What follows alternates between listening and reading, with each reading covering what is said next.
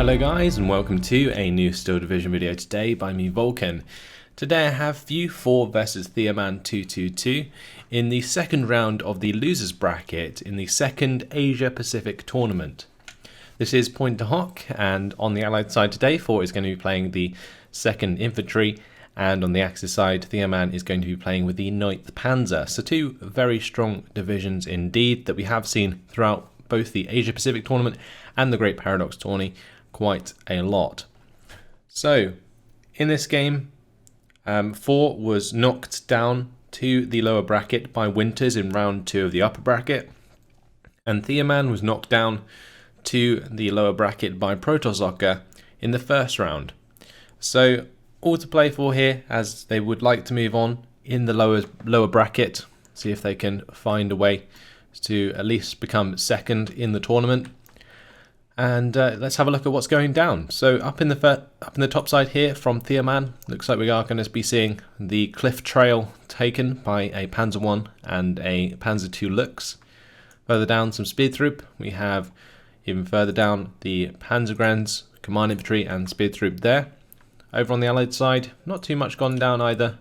We've got a few recon units here and there, alongside some infantry as well. Looks like Ranger supports. So on this map, between the 9th Panzer and the 2nd Infantry, it's going to be important to keep an eye, especially on this top side, where Theoman is already putting a lot of pressure down. This road is often neglected quite a lot by quite a few players, and you can see that so far FoR has not placed a unit up here, and I believe there is a road just here that you can use to fast move in that direction. Possibly not, but either way, that top side needs to be secured, otherwise you can lose a lot of ground by neglecting that. On the bottom side, it's pretty standard. You've got this road here, and sort of in the top mid, you have this road as well. There's two main roads that go through there, and then we have a dirt track that goes through the very center of the map. So those are the sort of 4 points of contention along the 50-50 that we're going to have to keep an eye on as the game goes on.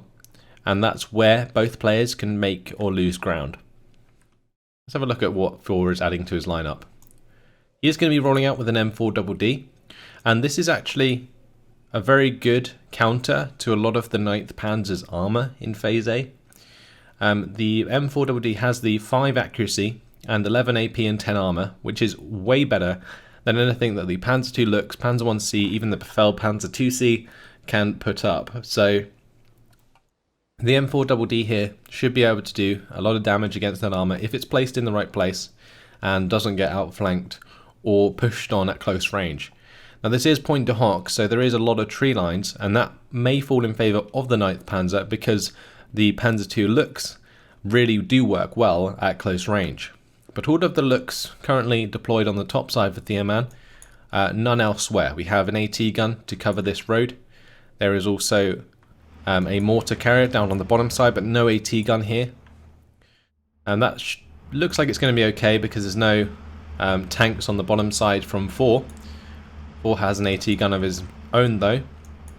Also an AT gun heading to the mid. He's putting it into this tree line, which is a very good place to have it, as long as it's far enough down to shoot down this road. So you can see here, if it's placed just here, you'll have line of sight all the way down this dirt road.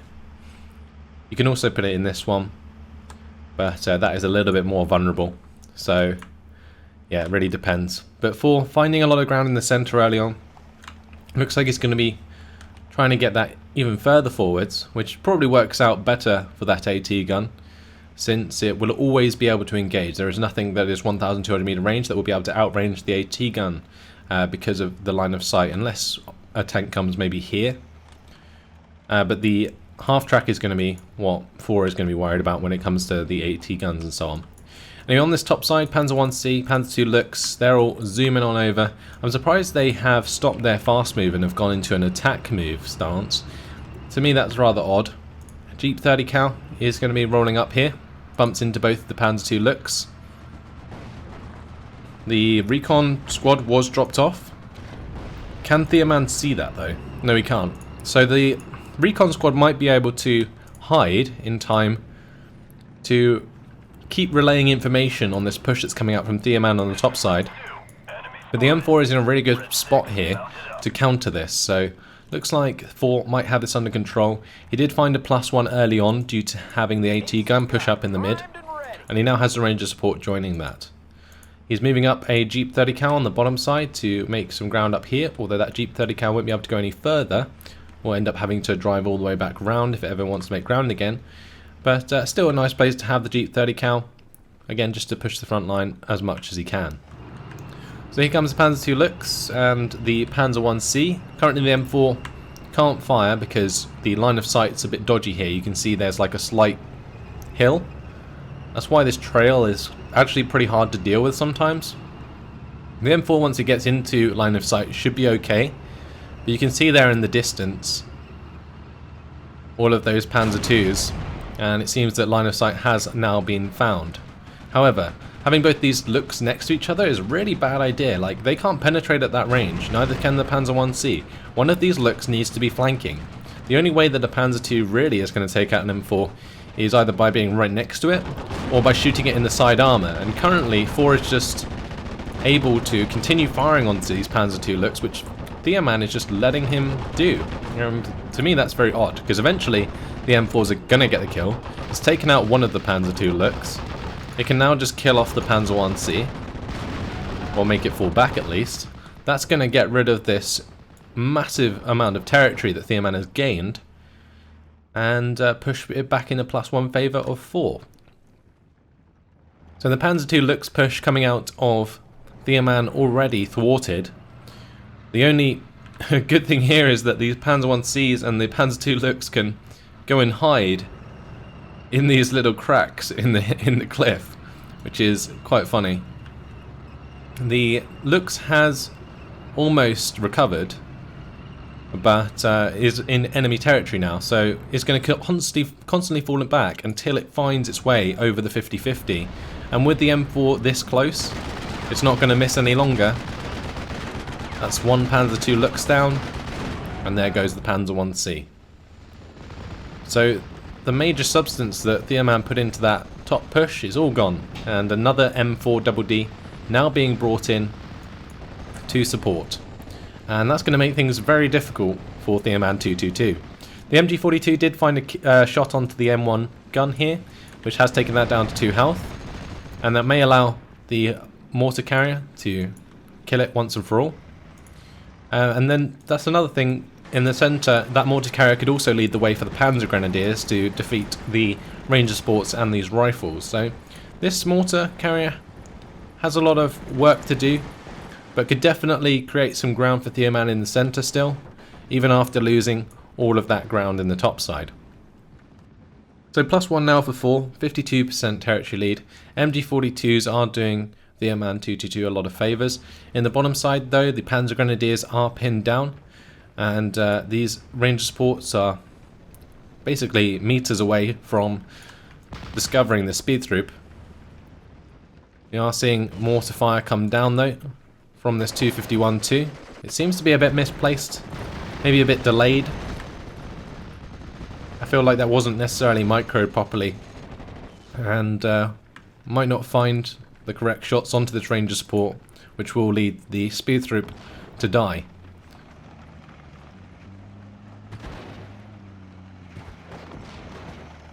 So there we go. As soon as those 30 cals open up, those speed troop are going to be in a very hard position. 8 HE coming out of those MGs is more than enough to rip apart any squad. The half-track might be able to prevent the Ranger Sports from making any more ground, because there's nothing here that can really kill the half-track other than the M1 gun, and that M1 gun's well out of line of sight at the moment. There you go, Ranger Sports squad has been chunked. The Jeep 30 cal probably won't last long either, to the machine gun fire of the 251.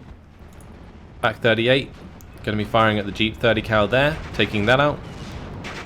We see a half-track go down, however, to the M4DD, and that's just going to be finding a shot onto another 251-1 here, and these M4s are really starting to do their work. This M4's heading to the centre of the map, and I really like that play out of FoR. I think he realizes the threat that this 251 faces, or basically that he faces because of this 251, and is moving an M4 in there appropriately to take care of any infantry that tries to push off any mortar support that comes in. So the M4, accompanied by the mortar fire, is currently pushing back Theoman in the centre. 53% territory now found. Theoman has made a little bit of ground in the bottom side. He's ruined these Ranger support squads thanks to his half-track. And he also managed to take out the Jeep that was pushing forwards the front line on the very bottom side. So if he gets these Panzergrenadiers supported properly, he might be able to push them up. In comes a Flampanzer 251-16. That's going to go straight into the M1 gun though, if he's not too careful. And that could lead to both of these half-tracks actually being taken out. M1 gun hits the internal fire onto the 251. This 251-16 really needs to get a fast move on the go. Ah, such a shame. I thought Theoman was like maybe using the 251 here to bait the M1, like an AT gun, and then maybe would rush it down with the Flampanzer, but that didn't end up happening. Now Theoman's just going to be moving the Panzergrenadiers into the tree line, and that's probably a better way to get things done. He's also got the 251-2 coming in with the mortar fire. There is an M7DD though, and that could prove quite troublesome for the Flampanzer. Or the M1 gun. He got the weapon jam onto the 251-16. It didn't matter in the end because the 251-2 found the kill, but this M4DD is making a charge through the centre of the map, crushing these Panzergrenadiers, trying to find the line of sight onto the 251-2 half-track. And it's only a matter of time really until FoR finds that kill. M7DD going to be able to make this 251-16 fall back, and honestly the HE, I was going to say, has a chance of killing that, and did do so that time around. Panzergrenadiers finishing off one of the Ranger supports.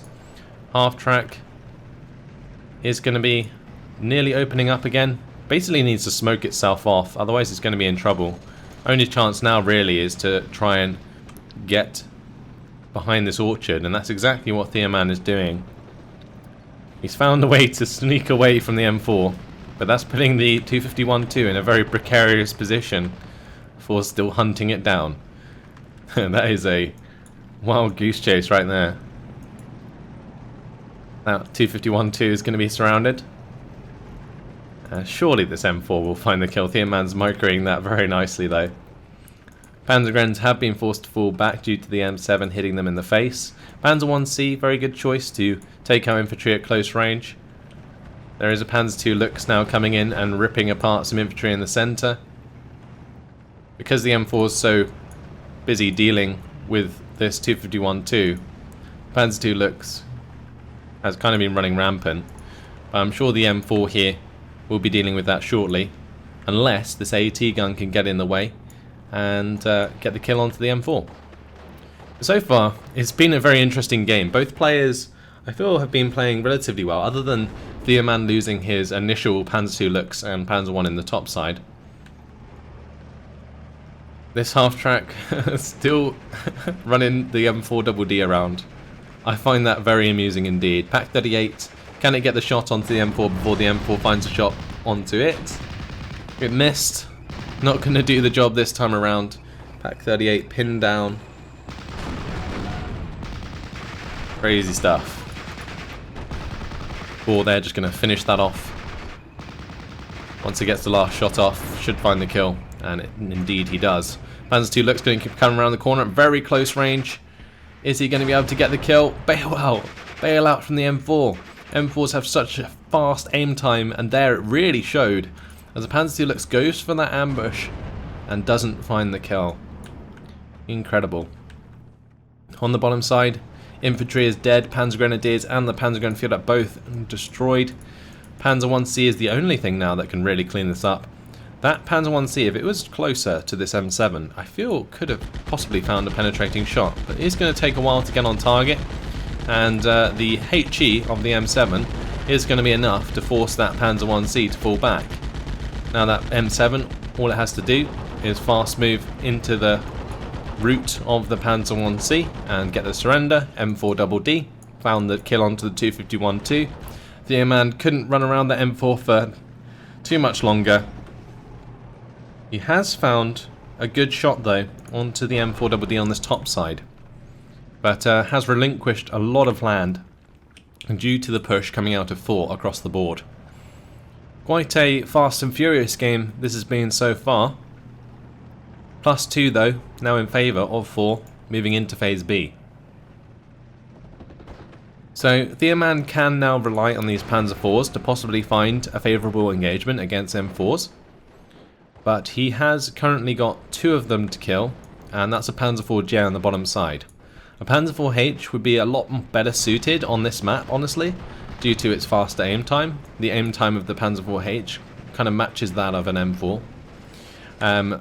Although the M4 Shermans always have that little bit of an advantage. Pioneers at close range taking on the Ranger Assaults.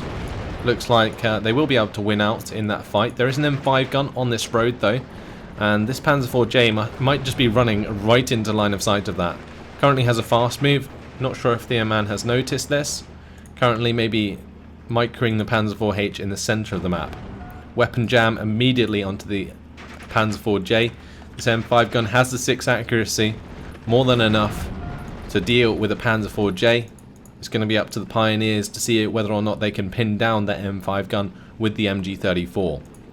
Panzer IV-J going for an attack move forwards, but it has its weapon jammed and is going to be losing the Panzer IV-J there. Probably not the best choice. Panzer IV-H does find the bailout onto the M7DD, but is not going to be reloaded for the engagement with the M4. Possibly, actually it might be. It's getting there, it's getting there. Okay, here we go. M4 transmission damage, Panzer IV-H internal fragments. That's exactly the engagement he wanted. M4DD now has no more ammunition. Internal fragments destroys it all. The Befehl Panzer IV-H just dealing with that transmission damage, no problem. You can see how much faster the Befehl Panzer IV-H aimed in comparison to like the Panzer II looks previously.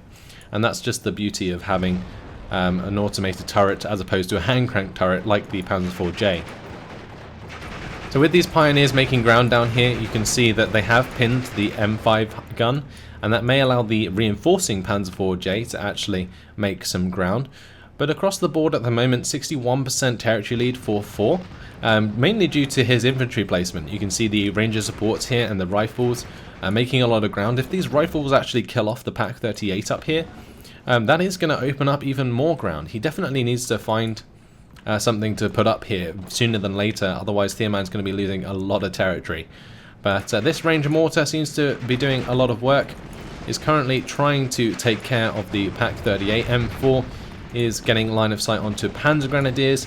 Befehl Panzer IV still pushing through, but isn't providing much of a frontline presence. Panzer Grenadiers trying to kill off the M5 gun. Panzer IV-J now engaging an M4A1, but the M4A1 has 2-star veterancy. It's going to be a lot more accurate. But the Panzer IV-J there finds the kill. Very nice indeed. That was a superb shot from the Panzer IV-J. Did not expect that to happen so quickly. But he is going to have another one to deal with now. New M4A1 is in town. Can the Panzer IV-J deal with it? It's very important that he does. If he doesn't, then all of this infantry could be very exposed indeed. Crack well damage and forced to fall back. M4A1 has another shot on target. It's going to miss. Pretty sure then the Panzer IV-J now though will be moving out of range. The M4 is going to be microed forwards with a fast move. Very well played there from FoR, making sure that he gets into range and remains in range to kill off that Panzer IV-J. I think he realizes exactly how much ground he can make if that Panzer IV-J goes down. Befehl Panzer IV destroying a lot of infantry in the center of the map at the moment. Is going to find shots onto this Ranger support squad. Took out the Ranger assault squad. M4 up here has gone down to the PaK-38s and Panzer IV-Js. We also see the PaK-38 take out an infantry squad there, but Theoman still relinquishing control of this map towards FoR, and I can't believe this Panzer IV-J is still alive. Spalling, driver wounded, transmission damaged, tracks wheels damaged. still bouncing shots as well from this M4A1. Absolutely incredible. Theoman is going to surrender. So there we have it. Major victory for after 16 minutes and 31 seconds, 4-4. And that's going to mean that Theoman drops out of the tournament. And yeah, crazy stuff. That was intense from the beginning of the game, honestly. And I liked how Theoman ran around the M4 there with the mortar carrier. That was very fun indeed to watch. But either way, things ended up in favour of FoR, even though the kill death was very close indeed. I thought that Theoman was doing a lot of damage, especially in Phase B with those Panzer IVs. Spamming those in, bringing in loads of them was a really good idea. But it just seemed as though he didn't have the infantry to hold off units elsewhere, and that's really what lost him the game. There was 1,200 points on the board for FoR when the game ended, and it was getting around that threshold that I talked about in the previous game, where there is no coming back. And I think Theoman was just getting a little bit too close to that, couldn't find the ground that he needed as quickly as he needed it, and that caused him to give up in this case. So there you go. Kills this M4. I mentioned it at the start, how much of a role this will play in defeating the 9th Panzer, and you can see just how much work it did. It went onto the top side, it killed both of the Panzer II Lux and the Panzer I, no problem. Then it came down and cleaned up all of the half-tracks that were supporting the infantry down in the centre road there. And that is just like vital for FoR in order to secure as much ground as he did early in the game. And that's pretty much it. That M4, finding that push from the Panzer II Lux, pretty much saved the game for FoR and won it for him as well. This M4 again, Lux no problem. Took out the Panzer Grenadiers, took out Pak 38. Pak 38's also struggled to take out the M4s. M7 came in on the bottom side, cleaned up the Panzer I by making it surrender, took out both the Panzer Grenadiers and the Flampanzer with that shot that we saw, and then the M5 gun taking out the Panzer IV-J on the bottom side. The other one, it looks like it survived till the end of the game, which is very, well, very funny to see. This Pak 38, however, did find a kill onto the M4 and the M7 in the middle, on that middle road. That's just because of the ranging. Normally a Pak 38 wouldn't be able to kill a M4 at max range, but because the M4 was about 800 meter range, it did have the penetration in order to kill it. N7DD killed off by the Befehl Panzer IV-H. This Panzer IV-J came in and cleaned up some infantry. We have the kill onto the M4A1 here from the Panzer IV-J, and that's a good trade. You know, that Panzer IV-J for a command M4A1 is actually a decent trade. So there you go. But either way, that is it. FoR will be moving on to the losers bracket round 3 in order to face off against the losers of the semi-final. But we have one more game in the losers round 2 bracket to view, which is going to be Gallo Neal versus Jackson's Toy. So look forward to that. But in the meantime, thanks for watching, and I'll see you in the next episode. Goodbye.